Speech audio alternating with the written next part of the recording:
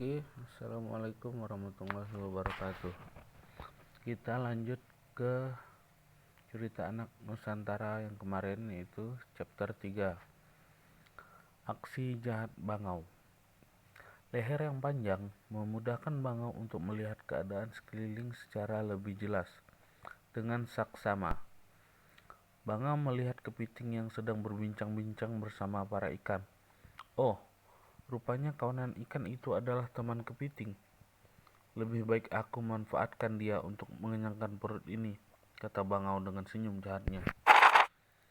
Sepertinya mereka bisa jadi makanan lezat bagiku, gumam Bangau, sambil membayangkan betapa nikmatnya ikan-ikan itu. Selama sehari penuh, si Bangau tak lelah untuk mengawasi ikan dan kepiting. Meskipun sangat kelaparan, ia tidak langsung memangsa ikan tersebut. Rupanya dia takut dicurigai oleh kepiting. Matanya tak berpaling dari kawanan ikan itu. Sambil memperhatikan, Bangau memutar otak untuk mencari bagaimana cara memakan ikan tersebut. Aha, aku mendapatkannya, ucap Bangau dalam hati. Hari telah berganti. Si Bangau pun akhirnya mengepakkan sayap untuk terbang menuju sungai. Perlahan ia melangkahkan kaki untuk menghampiri kepiting.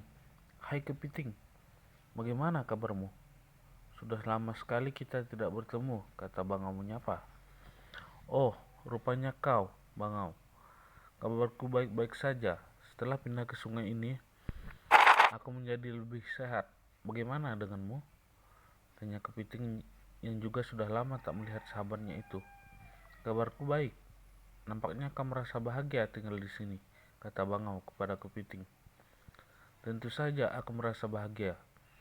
Selain sungai ini bersih, di sini aku mempunyai banyak teman yang bisa aku ajak bicara.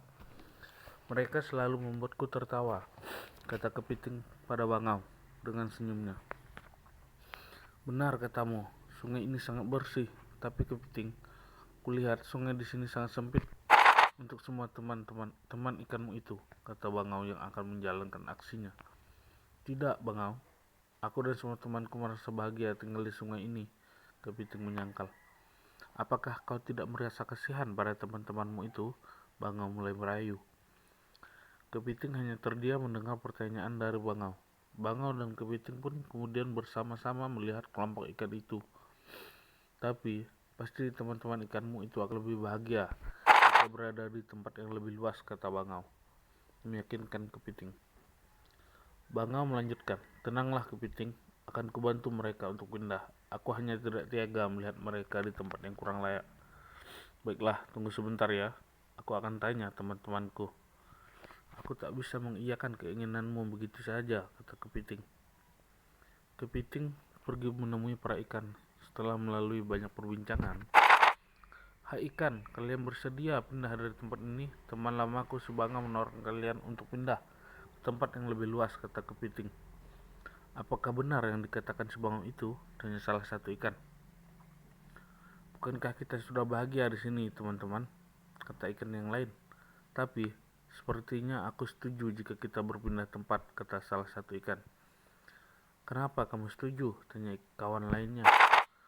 Kita juga butuh tempat yang lebih luas. Lama-kelamaan jumlah kita akan semakin banyak.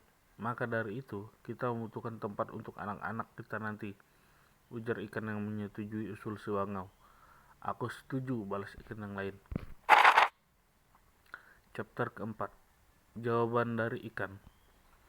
Usul yang diberikan Bangau rupanya memicu banyak perdebatan antara satu ikan dengan yang lainnya. Kepiting pun juga kebingungan karena tak segera menemukan jawaban. Sang Bangau yang memperhatikan dari jauh tampak cemas menunggu persetujuan dari mereka. Bagaimana jika mereka tidak mau berpindah? Aku sudah tidak kuat menahan rasa lapar ini, pikirnya dalam hati. Setelah memakan waktu yang cukup lama, sampailah mereka pada satu jawaban. Hai Bangau, kami menemukan jawaban, kata kepiting. Harap-harap cemas sang Bangau bertanya, bagaimana? Maukah mereka berpindah? Ya, kawan-kawanku mau. Mereka semua setuju terhadap tawaranmu. Yes, ucap Bangau tak sengaja. Bangau terlihat tidak mampu untuk menyembunyikan rasa gembiranya. Ia dengan spontan berteriak kegirangan. "Kenapa kau semangat sekali?" tanya Kepiting setelah melihat ekspresi Bangau. "Tidak apa-apa, Kepiting.